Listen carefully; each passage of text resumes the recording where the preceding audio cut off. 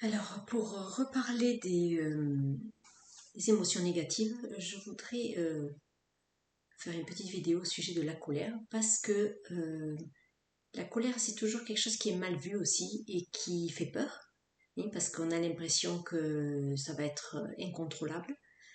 Alors, alors bon, moi je pense que c'est une énergie qu'on n'a pas voulu écouter, voilà, et qui grossit en nous, voilà, jusqu'à être une grosse colère, oui, voilà. Pourtant, il me semble qu'on peut voir ça aussi sous un angle plus positif. C'est que la colère, c'est une énergie en fait qui peut remettre quelqu'un en action. Voilà, parce que par exemple, imaginons que quelqu'un est dans une situation, je sais pas, de ne pas trouver de travail, d'être une situation inconfortable qu'il subit.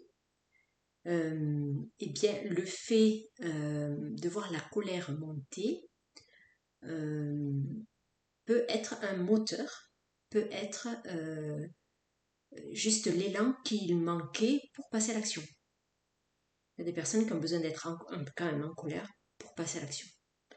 Alors, je ne dis pas que c'est la meilleure façon, mais je veux dire que j'ai remarqué ça. Alors, évidemment, là, on parle de colère qui n'est pas la colère sur les autres, hein. On parle de la colère ressentie à l'intérieur.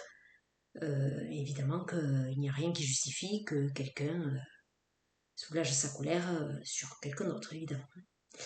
Voilà, donc observez comment quelquefois il y a besoin que ça s'énerve quand même à l'intérieur pour prendre une décision, pour passer à l'action. Voilà. Donc, c'est dans ce sens-là que je dis que la colère ou l'énervement même ne sont pas forcément négatifs. Voilà, donc on peut quand même voir ça sous un angle un peu plus positif et du coup ne pas en avoir peur.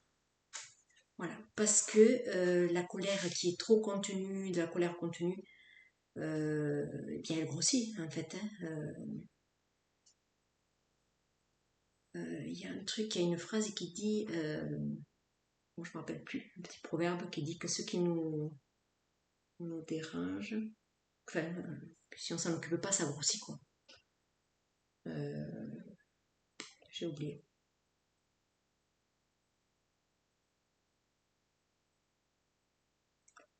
Ça revient, mais ça revient pas. Enfin, soit, voilà. Donc,